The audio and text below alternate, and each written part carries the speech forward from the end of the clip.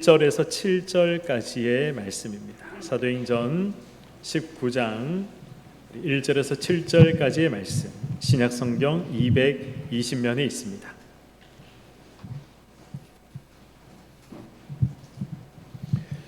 우리 사도행전 19장 1절에서 7절까지의 말씀 교독하시겠습니다. 아볼로가 고린도에 있을 때에 바울이 윗지방으로 다녀 에베소에 와서 어떤 제자들을 만나 이르되 너희가 믿을 때 성령을 받았느냐? 이르되 아니라 우리는 성령이 계심도 듣지 못하였노라. 바울이 이르되 그러면 너희가 무슨 세례를 받았느냐? 대답하되 요한의 세례라. 바울이 이르되 요한이 회개의 세례를 베풀며 백성에게 말하되 내 뒤에 오시는 이를 믿으라 하였으니 이는 곧 예수라 하거늘. 그들이 듣고 주 예수의 이름으로 세례를 받으니 바울이 그들에게 안수함에 성령이 그들에게 임하심으로 방언도 하고 예언도 하니 함께요 모두 12사람쯤 되니라. 아멘.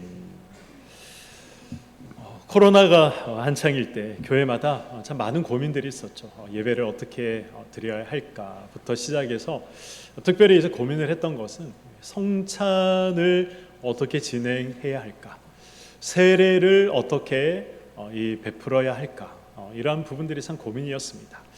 사회적 거리두기 이런 이제 문제 때문에 성찬 예식을 진행하는 부분에 있어서, 그리고 또 세례를 베푸는 부분에 있어서 저마다 참 고민들이 많이 있었습니다. 저도 제가 사역했던 교회에서 이런 고민들이 있었기 때문에 어떻게 하면 이 성경의 테두리 안에서 신학적인 어떤 이제 이 문제를 벗어나지 않는 범위에서 성찬 예식을 진행하며 그리고 또 세례를 진행할 수 있을까, 이러한 부분들을 고민하며 여러 가지 것들을 찾아봤던 적이 있습니다. 그런데 제가 우연히 이 사진 하나를 보게 되었습니다. 사진 한번 띄워주시죠. 네, 무슨 사진입니까? 네, 지금 유아 세례를 하고 있는 장면입니다. 목사님이 그런데 뭘로 하고 있죠? 사회적 거리두기 때문에 물총으로 지금 세례를 베풀고 있는 겁니다. 물총 한번 쏘고 성부와 또 물총 한번 쏘고 성자와 또 물총 한번 쏘고 성령의 이름으로 세례를 베푸노라, 이렇게 지금 유아 세례를 베풀고 있는 거죠. 제가 저 그림을, 사진을 보면서 목사님이 조준을 잘못해서 뒤에 있는 엄마나 아빠가 맞으면 엄마 아빠는 2번 세례를 받는 것인가, 이런 이제 웃지 못할 고민도 한번 해본 적이 있습니다. 이 세례는 참 굉장히 중요한 것이죠. 중요한 것임에도 불구하고 우리가 세례를 참 가볍게 여길 때가 많이 있습니다. 세례의 의미를 모르고 또 우리가 신앙생활할 때가 참 많이 있는 것이죠. 세례를 우리가 절대 가볍게 생각해서 안 됩니다. 세례를 우리가 조롱거리로 우리가 만들어 버려서는 안 되는 것이죠. 저는 오늘 말씀을 통해서 우리가 세례를 받은 자로, 또 받을 자로, 그리고 어떤 의미에서는 예수 그리스도를 믿으면 벌써 성령과 불로 우리가 이미 세례를 받은 자들입니다. 예수를 나의 구세주로 고백하면 이미 우리가 성령 세례를 받은 자들입니다. 그런 세례를 받은 자로서 우리가 마땅히 누려야 할 것들을 누리지 못하고 살아가고 있는 것은 아닌가, 우리가 정말 흐리멍텅하게 신앙생활을 하고 있는 것은 아닌가, 이러한 부분들을 오늘 말씀을 통해 한번 점검해 보기를 소망합니다. 바울은 이 3차 전도 여행을 시작하면서 이제 자신이 1차 전도 여행을 했던 이 지역들을 우선 돌아봤습니다. 소아시아 지역을 돌아봤죠. 그래서 이 비스디아 안디옥이나 또 이 더베나 루스드라나 이러한 곳들을 쭉 돌았습니다. 그리고 그러한 곳들을 방문하고 난 후에 오늘 본문을 보시면 바울이 어디에 도착했다라고 되어 있습니까? 에베소에 도착했다라고 되어 있습니다. 그리고 바울이 이 에베소에서 만난 사람들이 있습니다. 그 사람들이 누구입니까? 1절에 보시면 어떤 제자들을 만났다라고 기록이 되어 있습니다. 1절에 등장하는 어떤 제자들, 이 제자들은 누구를 말하는 것일까요? 제자라고 성경이 말씀하고 있기 때문에 저와 여러분 같이 예수를 믿는 성도를 이야기하는 것이 아닌가, 우리가 그렇게 생각할 수 있지만, 그러나 그렇게 생각하기에는 무리가 있습니다. 왜 그렇습니까? 이들은 성령이 무엇인지 몰랐기 때문에 그렇습니다. 18장을 보시면 에베소 회당에서 열심히 요한의 세례에 대해서 증거했던 사람이 있습니다. 그 사람의 이름이 무엇입니까? 아볼로죠.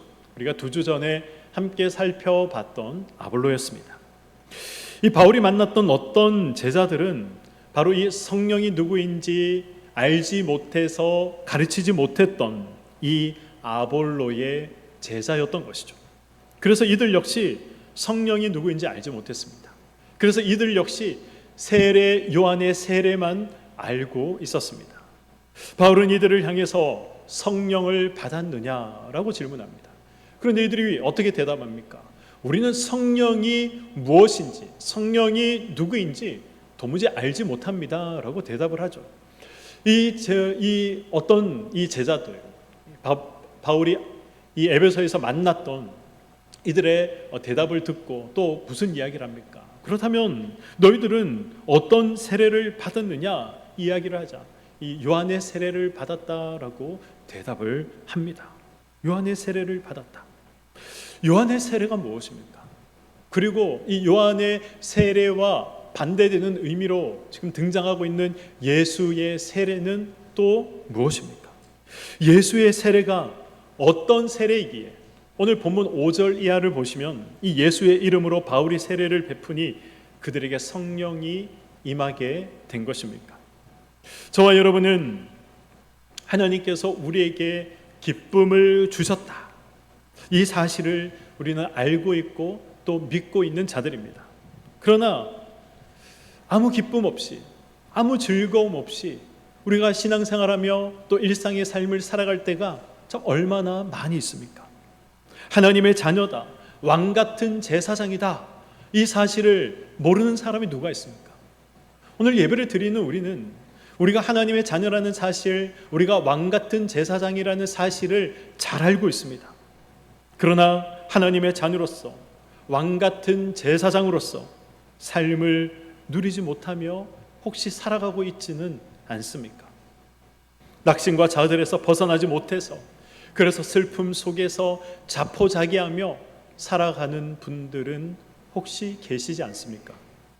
예수 믿는 것이 죽어서나 나에게 득이지, 예수 믿어서 천국 가기 때문에 그래서 죽어서나 그것이 나에게 득이지, 살아서 예수 믿는 것이 그것이 나에게 무슨 득이 되느냐, 혹시 이런 생각을 하며 신앙생활하고 있는 분들이 계십니까? 만약 이런 생각을 하고 있다면 예수의 세례가 무엇인지 도무지 알지 못한 채 지금 신앙생활하고 있는 것입니다. 세례 요한은 자신의 세례와 예수님의 세례를 이렇게 비교해서 이야기를 합니다. 마태복음 3장 11절 말씀입니다. 나는 너희로 회개하게 하기 위하여 물로 세례를 베풀거니와 내 뒤에 오시는 이는 나보다 능력이 많으시니 나는 그의 신을 들리기도 감당하지 못하겠노라. 그는 성령과 불로 너희에게 세례를 베푸실 것이요.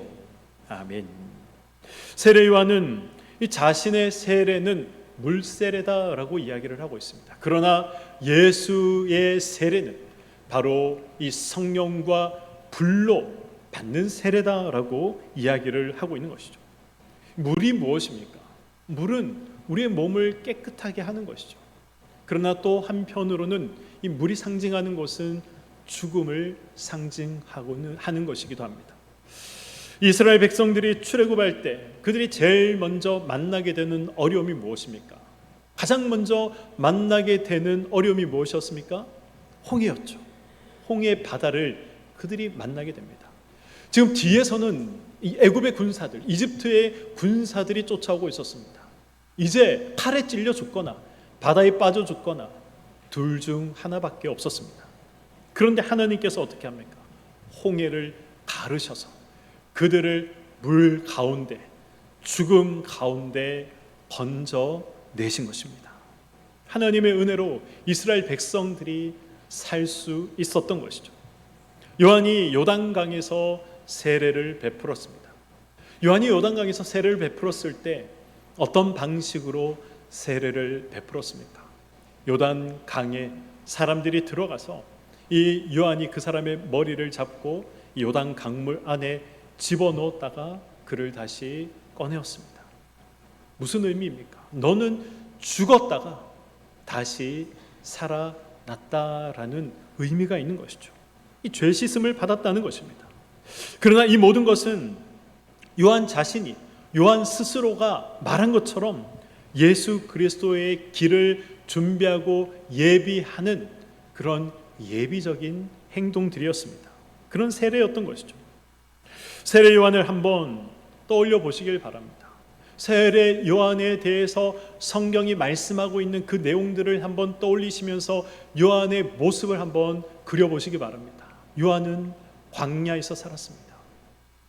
그의 모습은 수염이 덥수룩하고 정말 사람들이 보더라도 범상치 않은 그런 모습을 가지고 있었을 것입니다. 낙타의 가죽으로 옷을 씌워 입고 메뚜기를 잡아먹고 광야에서 나는 이 꿀을 먹으면서 그는 살고 있었습니다. 이 범상치 않은 복장을 하고 범상치 않은 그런 이 외모를 가지고 있는 이 사람이 바리새인들을 향해서 독사의 자식이라고 외쳤습니다. 회개의 열매를 맺어라 라고 소리를 쳤습니다. 지금 이 도끼가 나무 뿌리에 놓여 있으니 좋은 열매를 맺지 않은 나무마다 다 찍혀서 불에 던져질 것이다. 이런 이야기를 하고 있는데 이 세례 요한의 이야기를 들은 사람들이 두려워하지 않았을까요? 간담이 선을 했을 것입니다. 아, 똑바로 살아야겠구나. 삶을 제대로 살아야겠구나. 새롭게 살지 않으면 안 되겠구나. 이런 생각을 가지고 요한에게 나아가서 세례를 받았던 것입니다. 자신의 죄를 자복하고 세례를 받았던 것이죠.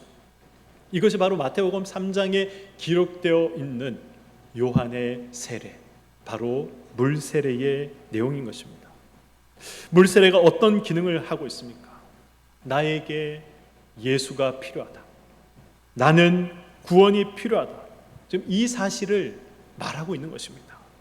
그래서 예수의 필요성, 구원의 필요성에 대해서 요한의 세례가 말하고 있는 것이죠. 요한의 세례란 한마디로 이야기하면 무엇입니까? 너는 예수가 필요하다입니다. 너는 예수가 필요하다. 이것이 요한의 세례입니다. 그렇다면 예수의 세례는 무엇입니까? 요한은 예수님의 세례를 성령과 불로 표현하고 있습니다. 성령과 불은 이 세례를 받는 도구가 아닙니다. 성령과 불로 세례를 받는다.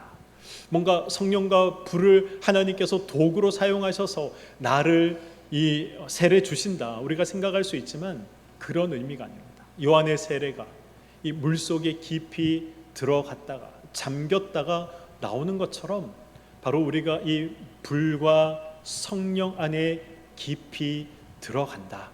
그것이 바로 불과 성령으로 받는 세례의 의미인 것입니다. 그래서 예수의 세례를 받는 사람은 이제 어떤 사람이 되는 것입니까? 불로 인해서 모든 죄가 다 소멸되고 성령에 깊이 잠겨서, 그래서 이제 성령께서 우리의 전 인격에 들어오셔서 침투하셔서 성령의 사람이 되는 것입니다. 구원받은 자가 되는 것이죠. 예수를 소유하는 사람이 되는 것입니다. 마태복음 3장 12절을 보시면 이 예수의 세례를 받아서 예수를 소유한 사람과 예수를 소유하지 못한 사람을 이렇게 표현하고 있습니다. 우리 마태복음 3장 12절의 말씀입니다. 손에 키를 들고 자기의 타작마당을 정하게 하사 알곡은 모아 곡간에 드리고, 지금 무엇을 모아서 곡간에 드린다고 합니까? 알곡은 모아 곡간에 드리고, 드리실 것이다가 아니라 이미 드렸다라는 것입니다. 쭉정이는 꺼지지 않는 불에 태우시리라. 쭉정이는 어떻게 한다고요? 태우겠다라고 말씀하고 있는 것이죠. 이 말씀을 잘 한번 보시기 바랍니다. 지금 이 알곡과 쭉정이는 언제부터 존재하고 있습니까? 물론 이 퀴즈를 열심히 해야 알곡과 쭉정이가 분리되겠지만, 구별되겠지만, 그러나 퀴즈를 하기 전에 이미 알곡과 쭉정이는 존재하고 있는 것이죠. 퀴즈를 하기 전에 이미 알곡은 곡간에 들어갈 그러한 운명으로 결정되어 있는 것입니다. 쭉정이는 이미 불에 태워질 운명으로 결정되어 있는 것입니다. 예수의 세례를 받은 사람이 그렇다는 것이죠. 예수를 믿는 순간 이미 저와 여러분들은 구원 받은 자가 되는 것입니다. 그래서 곡간에 천국에 들어가도록 이미 결정된 사람들인 것이죠. 그것이 바로 예수 그리스도의 세례라는 것입니다. 요한의 세례는 너희들이 예수가 필요한 존재다라는 것을 알려주는 세례입니다. 예수가 필요한 존재다. 무슨 말입니까? 아직 예수가 나에게 없다는 거죠. 아직 내가 구원받지 못했다는 것입니다. 이 요한의 세례를 아무리 받아도, 이 요한의 세례를 우리가 아무리 잘한다고 하더라도 구원과는 아무 상관이 없는 사람인 것이죠. 예수의 세례를 받아야 되는 겁니다. 불과 성령의 세례를 받아야 되는 겁니다. 그래야 구원받는 사람이 될 수 있는 것이죠. 중요한 사실은 이미라는 것입니다. 이미. 예수 그리스도를 믿는 순간 이미 알곡으로 정해지고 천국 곡간에 들어가도록 결정되는 것입니다. 그래서 어떻게 해야 됩니까? 이미 알곡이 되었기 때문에 지금 감사가 있어야죠. 지금 즐거움과 기쁨이 있어야죠. 지금 세상 사람들이 가지지 못한 구원받은 자로서의 자신감이 지금 있어야 되는 것입니다. 그러나 우리가 늘 가지고 있는 생각이 무엇입니까? 우리가 늘 가지고 있는 생각, 와, 세상 사람들은 정말 재밌게 사는구나. 나는 이게 뭐냐? 주일마다 교회에 나와서 예배 드려야 되는데 어디 세계 일주 한번 하지도 못하고 어디 땡땡이 한번 치지도 못하고 이 예배 때문에 발목 묶이고 삶이 참 자유롭지 못하다, 이런 생각할 때가 있지 않습니까? 세상 사람들 술자리에서 너무 재밌게 논다. 나도 술자리에서 술 한잔하면서 저들과 함께 재밌게 어울리면 얼마나 좋겠느냐. 참 부럽다, 재미있다, 이런 생각 저만 해봤습니까? 다 해보지 않았습니까?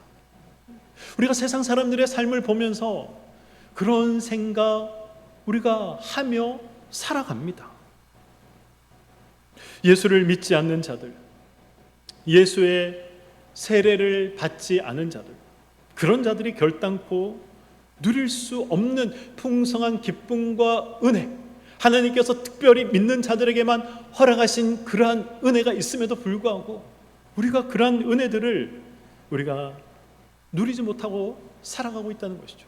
우리가 그래서 생각하는 게 뭡니까? 예수 믿기 때문에, 그래서 우리가 절제해야 하고 인내해야 하고 양보해야 하고 손해보는 것 같아서 우리가 얼마나 불평이 많습니까? 이런 생각을, 이런 불평과 불만을 누가 제일 많이 한지 아십니까? 이스라엘 백성들이 제일 많이 했습니다. 이스라엘 백성들이 광야 생활을 하면서 가장 많이 한 후회가 무엇입니까? 그들이 광야 생활을 하면서 가장 많이 한 불평이 무엇입니까? 괜히 애굽에서 나왔다라는 후회였습니다. 먹을 것이 없어서, 고기를 먹지 못해서 했던 불평이었습니다.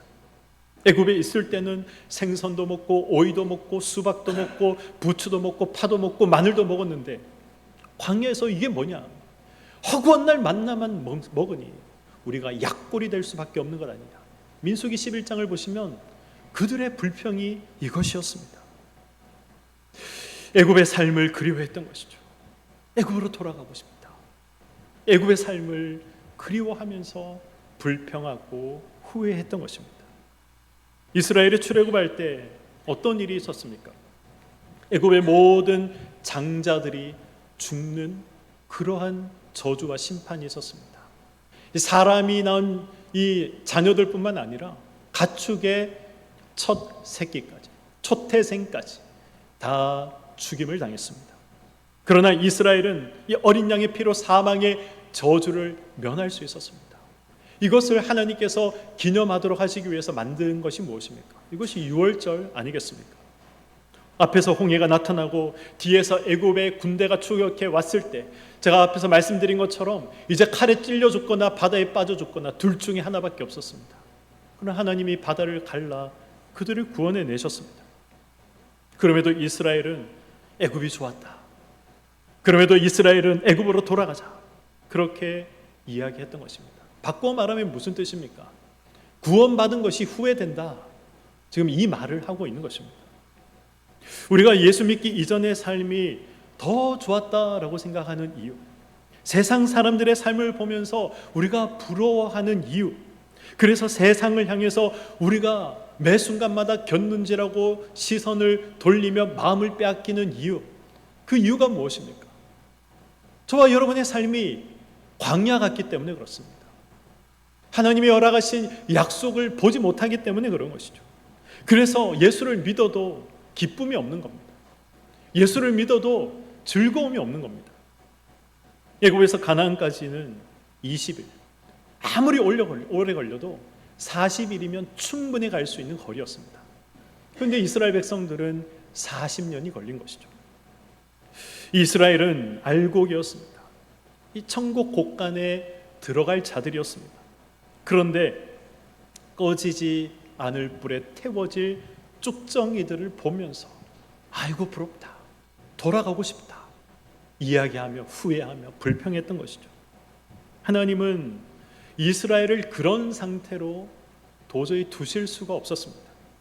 하나님의 입장에서 한번 생각해 보시기 바랍니다. 이스라엘 백성들에게 하나님께서 이제 20일만 참으면, 40일만 참으면 약속의 땅 눈앞에 있는데 거기에서 농사 짓고 잘 먹고 잘 살며 고기 먹을 수 있는데, 생선을 먹을 수 있는데, 부추 파 마늘을 농사 지어서 먹을 수 있는데 그걸 지금 못 먹는다고 불평하고 원망하고 있으니 하나님 입장에서 얼마나 지금 한심하겠습니까? 답답하겠습니까? 그래서 하나님은 이스라엘 백성들을 그 상태로 가나안에 들어갈 수 있도록 하실 수 없었던 것이죠. 하나님은 이스라엘 편에 서기로 작정하신 분입니다. 그래서 어떻게 합니까? 이 애굽에 10가지 재앙을 내린 거 아니겠습니까? 애굽 사람들이 볼 때, 바로가 볼 때 이건 10가지 재앙이지만 이스라엘 사람들이 볼 때 놀라운 10가지 기적이었습니다. 바다를 가르셨습니다.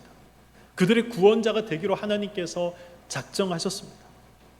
이스라엘은 이 사실을 믿고 그리고 누리면 되는 것입니다. 그런데 믿지 못했기 때문에 누리지 못하며 살아갔던 것이죠. 하나님은 그들 편에 계신다라는 이 사실을 하나님은 이스라엘 백성들이 알도록 하셔야 했던 것입니다. 그래서 이 쭉정이를 더 이상 부러워하지 않도록 하나님의 사랑 안에 있다는 사실을 알면서 그 사랑 안에서 그 사랑을 누리며 살아갈 수 있도록 하셔야 했던 것입니다. 그래서 40년의 시간이 걸렸던 것이죠. 예수의 세례는 불과 성령의 세례입니다. 성령께서 저와 여러분의 인격 속에 침투해 들어오셔서 내가 주 안에 살고 주가 내 안에 사는 그런 놀라운 인생으로 변화시켜 주신 것이죠. 우리가 지금 이제 다 그런 인생을 살아가고 있습니다. 그리고 성령께서 친히 무엇을 증언하고 있다라고 말씀하십니까? 로마서 8장 15절과 16절의 말씀입니다. 너희는 다시 무서워하는 종의 영을 받지 아니하고 양자의 영을 받았으므로 우리가 아빠 아버지라고 부르짖느니라. 성령이 친히 우리의 영과 더불어 우리가 하나님의 무엇을 증언한다라고 말씀하고 있습니까? 하나님의 자녀인 것을, 하나님의 자녀인 것을 증언한다. 누가요? 성령 하나님께서. 이 증언한다라는 말은 이 법정에서 사용하는 용어입니다. 하나님의 재판정에서 다른 누구도 아닌 성령 하나님께서 신건웅은 하나님의 아들이다, 아무개는 하나님의 자녀다, 좀 이 사실을 증언하고 있다라고 말씀하고 있는 것입니다. 성령 하나님께서 이 사실을 증언하고 있다면 누구도 이 사실을 부정할 수 없는 것이죠. 누구도 이 증언을 반박할 수 없는 것입니다. 그래서 하나님은 하나님의 자녀인 저와 여러분을 버릴 수가 없습니다. 하나님은 하나님의 자녀를 버릴 수 없다. 무슨 말입니까? 하나님께서 항상 나와 함께 계신다는 말입니다. 하나님께서 항상 나의 편에 서 계신다라는 말입니다. 요즘 이 로이가 종종 저를 깨물 때가 있습니다. 아빠 얼굴을 잘 못 봐서 그런지 몰라도 자주 깨뭅니다. 진짜 너무 아픕니다. 그런데 저만 깨물면 다행인데 어린이집에 가서 혹시 깨물어서 다른 애를 상처 내기라도 한다면 얼마나 큰일입니까? 그래서 저를 깨물 때 굉장히 호되게 야단을 칩니다. 하지마! 그러면 안 돼! 따끔하게 이야기를 합니다. 어떻게 되는지 아십니까? 엄청 웁니다. 펑펑 눈물을 흘리면서 와, 세상에 이렇게 서럽게 우는 아기도 있구나 싶을 정도로 서럽게 웁니다. 그러면서 저를 등지고 도망가지 않습니다. 더 꼭 안겨서 웁니다. 그 모습을 보면서 참 사랑스럽다. 하나님도 이런 마음이 아닐까.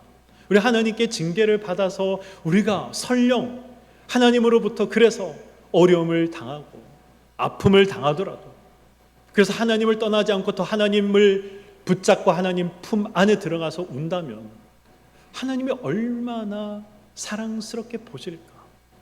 그게 아버지의 마음이 아닐까, 그렇게 생각을 해봤습니다.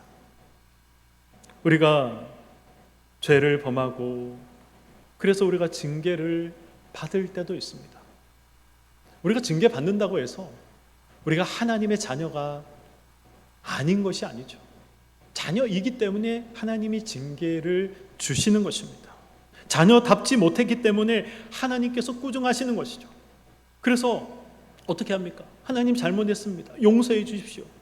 우리 회개의 기도를 하나님 앞에 드리는 것 아니겠습니까? 기도할 때 우리가 누구의 이름으로 기도합니까? 예수님의 이름으로 기도하죠. 예수님의 이름으로 기도합니다.